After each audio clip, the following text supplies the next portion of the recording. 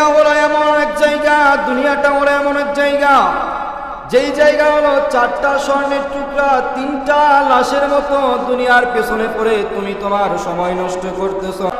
দুনিয়াটা হলো এমন এক জায়গা, 4টা স্বর্ণের টুকরা এবং 3টা লাশের মতো। এই দুনিয়াটা হলো 4টা স্বর্ণের টুকরা এবং 3টা লাশের মতো।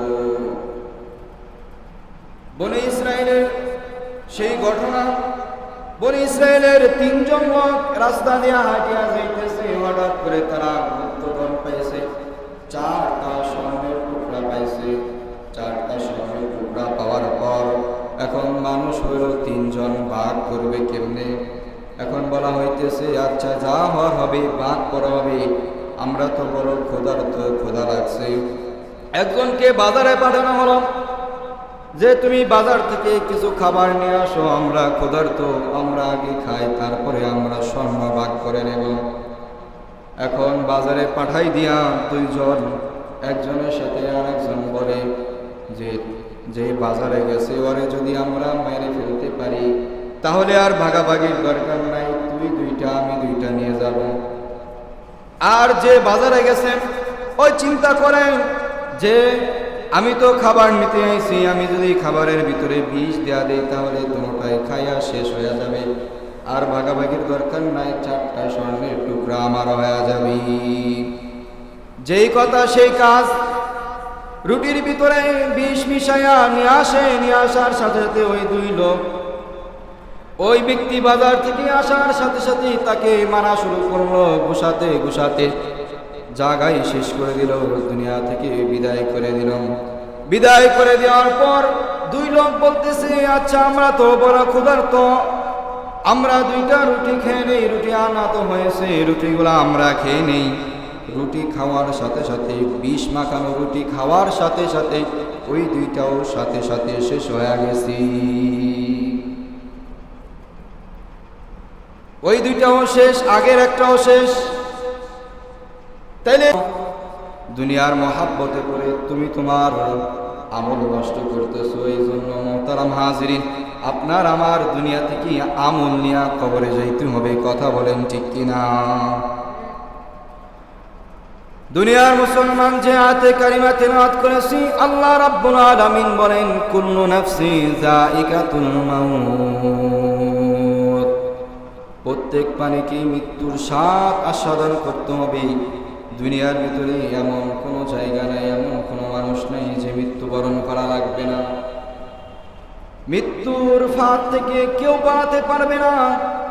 হাদিসের ভিতরে এমন আসে যে কোনো ব্যক্তি যদি সুদূর দুর্গের ভিতরে যা লুকায়, পলায়ন করে, আজরাইল আলাইহিস সালাতু ওয়াস সালাম সেই সুদূর দুর্গের ভিতর থেকেও তার জান কবজ করে নিয়ে আসবে।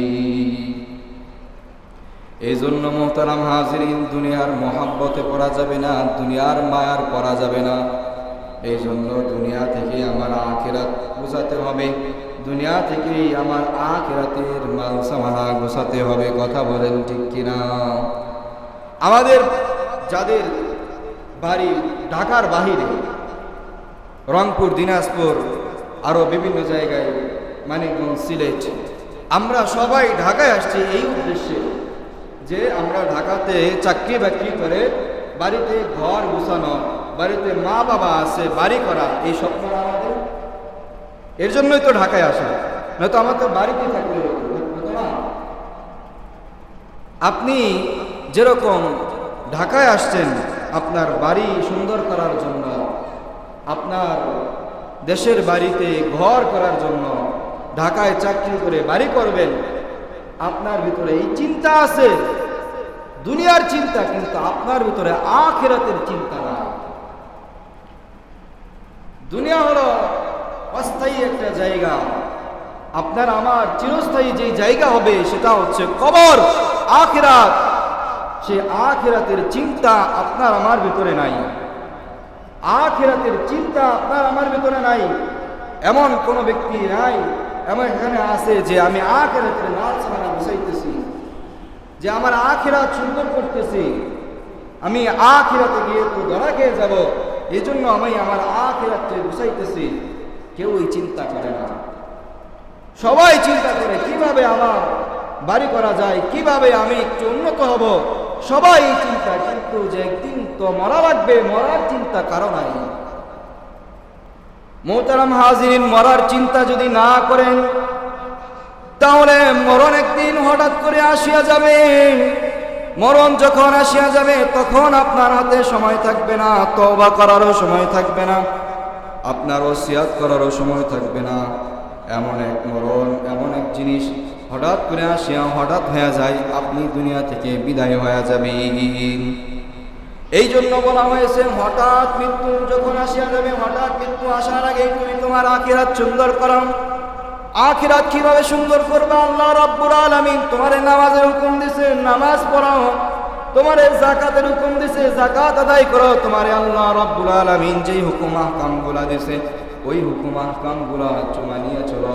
যেগুলো আল্লাহ রাব্বুল আলামিন করতে নিষেধ করছে ওগুলা থেকে তুমি বাঁচিয়া চলো, তাহলেই তোমার আখিরাত হবে সুন্দর। মুহতারাম হাজিরিন, সবার মরণ এক সমান হয় না। কারো মরণ ভালো মরণ হয়, কারো মরণ আবার ভালো হয় না, খারাপ হয়। খারাপ মরণ আবার কেমন হয়? খারাপ মরণের সময় আজরাইল আলাইহিস সালাতু ওয়াস সালাম এমন এক ভয়ানক রূপ ধারণ করিয়া আসে।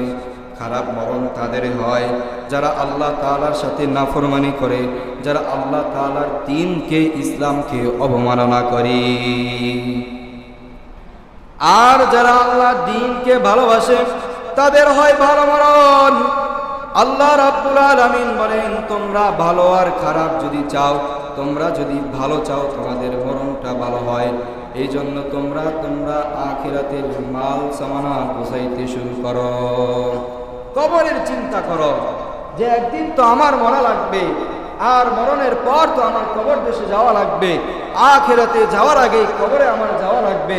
কবর যদি আমার সুন্দর হয়, কবর যদি আমার খারাপ হয়, তাহলে আমার জাহান্নাম ঠিকানা হয়ে যাবে। আর যদি কবর আমার ভালো হয় তাহলে জান্নাত আমার জন্য ওয়াজিব হয়ে যাবে। মুহতারাম হাজিরিন, কবরকে কিভাবে সুন্দর করবেন? আল্লাহ রাব্বুল আলামিন বলেন, আউয়ালু মা ইউহাসাবু বিহিল আবদু ইয়াউমাল কিয়ামাহ। রাসূল সাল্লাল্লাহু আলাইহি ওয়াসাল্লাম হাদিস ইরশাদ করে বলেন যে কিয়ামতের ময়দানে আল্লাহ রাব্বুল আলামিন সর্বপ্রথম নামাজের হিসাব নেবেন। সর্বপ্রথম কিয়ামতের ময়দানে কিসের হিসাব হবে? নামাজের হিসাব হবে। মুহতারাম হাজিরিন, এই নামাজ যদি আপনার ঠিক না থাকে তাহলে সর্বপ্রথম আপনি যেখানে ধরা খাবেন সেটা হচ্ছে কবর দেশ। কবর দেশে ধরা খাওয়া যাইবেন। আর যদি আপনার ভিতরে নামাজ থাকে, আমল থাকে, তাহলে আপনার ভালো মরণ হবে। ভালো মরণ আর খারাপ মরণ, আল্লাহ রাব্বুল আলামিন বলেন যে নাফরমান বান্দা বদকারের মৃত্যুর সময় আল্লাহ তাআলা আজরাইল আলাইহিস সালাতু ওয়াস সালামকে ডাকিয়া বলেন, ও আজরাইল, আমি তো ওই বান্দারে দুনিয়াতে নাজ নেয়ামত দান করেছিলাম, ধন সম্পদ দান করেছিলাম, কিন্তু ওই বান্দা আমার আল্লাহ তাআলার গোলামি করে নাই, আমার নাফরমানি করছে। আজকে তার হায়াত শেষ, যা নাফরমান বান্দাকে নিয়ে আয়। আজরাইল আলাইহিস সালাতু ওয়াস সালাম আল্লাহ রাব্বুল আলামিনের এই হুকুম পাওয়ার পর সাথে সাথে আজরাইল আলাইহিস সালাতু ওয়াস সালাম জাহান্নামে চলে যাবেন। জাহান্নাম থেকে আজরাইল আলাইহিস সালাতু ওয়াস সালাম আগুনের এক গর্জন নেবেন এবং সাথে